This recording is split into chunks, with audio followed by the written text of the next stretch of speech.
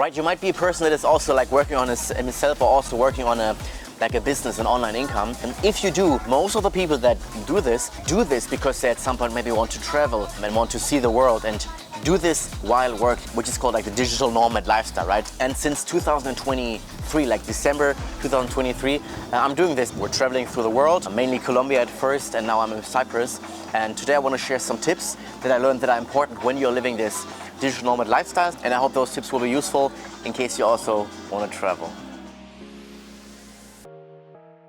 Most of the time, you're going to places where other people are doing their holiday. It is very important to avoid this holiday mode because you have to realize, okay, no, you're not in the holiday, you're still working. And then it's easy to like start those habits that you usually have when you're on holiday, right? Like sleeping longer, not working as disciplined, like here and there, maybe on the side a bit. What you have to realize, just because the sun is shining and because there's a beach right over there, it doesn't mean that we can just quit our work. We have to really realize, okay, it's still work time. We still wake up early, we still work with focus, we still work with 8, maybe 10 hours a day, depend on how committed you are towards your business. Because most people, what they do, they work, usually start at home or start maybe in some office doing something on the side, and then realize, okay, the business starts, but then they travel and then they neglect, okay, the work that brought them there to the freedom, to the income, and then the income drops quickly. So this is what you want to avoid. This is the first thing. You will go through like several countries, you will like visit several cultures, different cultures, and also several different foods from different cultures. And here I would highly recommend that you still look out for your health and for the food in general, because it is normal that you want to try from the food from different cultures. Yeah, try those things, but don't like always eat in a restaurant or always eat like outside just because it's simpler, because it's easy, because often this food is also like not the healthiest food, right? So I would also recommend you, if you have your place at some point, to still search for like a local supermarket and to buy there also, and to buy healthy food there. Because if you are a digital nomad, if you're traveling, it's very likely that you're like have an online income, right? It's not likely, I would assume at least, that you're not like so rich you can just live off your rental properties or your stocks, whatever. You probably have an online income, or you're doing a remote job. And for example, when I moved to Colombia in end of December and in January again, the first thing that happened was, because I'm in sales, right? And then the leads from my current company, from my corporation, there were like completely almost no leads anymore, and the revenue dropped like significantly. I was almost without work for 2 to 3 months. Believing that stuff like this could never happen is like an illusion and is dangerous, especially when you're traveling, especially when you're a digital nomad. So what I would recommend you, that you have a sub bank account where you will like every month put some like cash reserves on the side to at first be able to pay the flight if you have to go back to your country.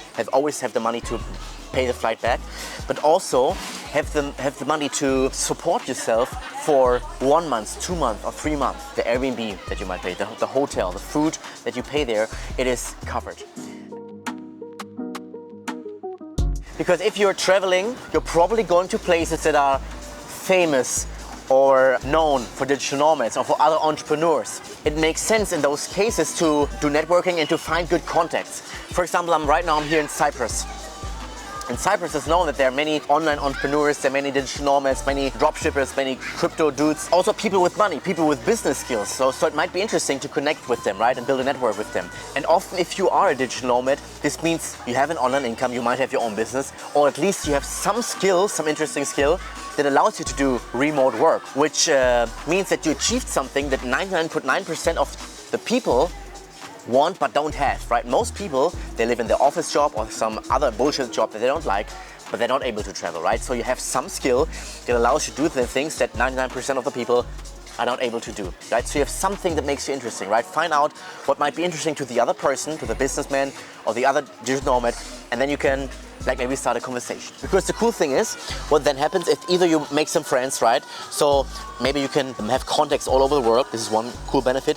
Or the other benefit is, this could also happen, is that you might find your next business partner. You might have a skill and he has another skill that are very compatible, and you can start a business together. This is what happened to an old friend of mine who found his business partner in Bali, right? And now they're building a business together, which is cool. They're all doing this together for over, I think, almost 2 years now.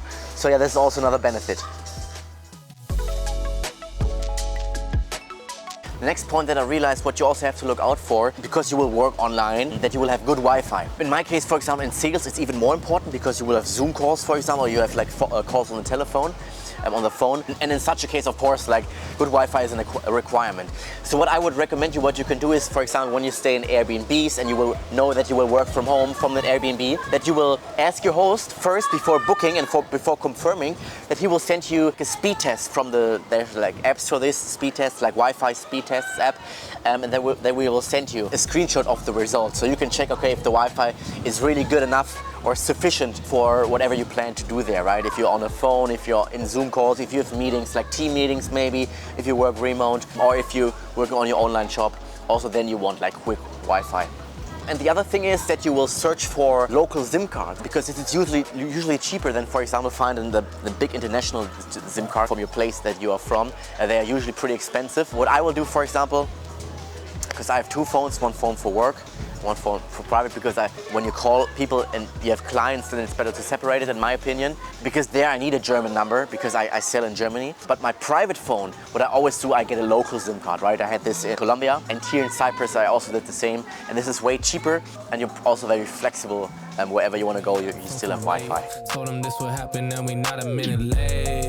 Depending on the place where you go and depending on the time, how much time you will spend there, it can make sense to open up bank accounts in those places, because what can always, of course, happen that, for example, your credit card will get blocked, or that your card will get stolen, right? And the last thing you want to do, or the last thing that you want to have happen to you, is that you're in a strange place somewhere on the other end of the world without access to money. And if you don't have friends that, for example, can lend you money or that can help you in that language, then you're fucked in that moment. It can make sense to have like different bank accounts.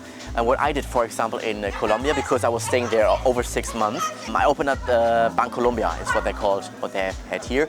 Here in Cyprus, I probably will not stay that long. I will be only here for probably like some weeks. Because what also sometimes happens is that when you want to withdraw money from the ATM, that the fees are super high. Then it also makes sense to get a local bank. This also was the case in Colombia, for example. Withdrawing money was like around 20,000 pesos, which is like around 5 euros, a little bit less than that.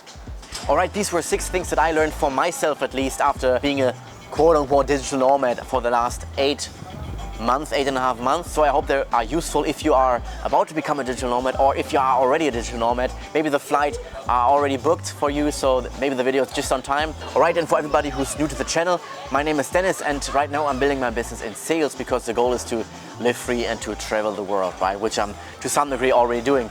And here on YouTube, I want to document my whole journey, right? The upsides, the downsides, and everything in between, and the learnings that I make on that journey. And yes, and this will be shared here on this channel. So if it's interesting, you can consider subscribing, and then we'll see each other as always in the next video. Thanks for watching. Take some action.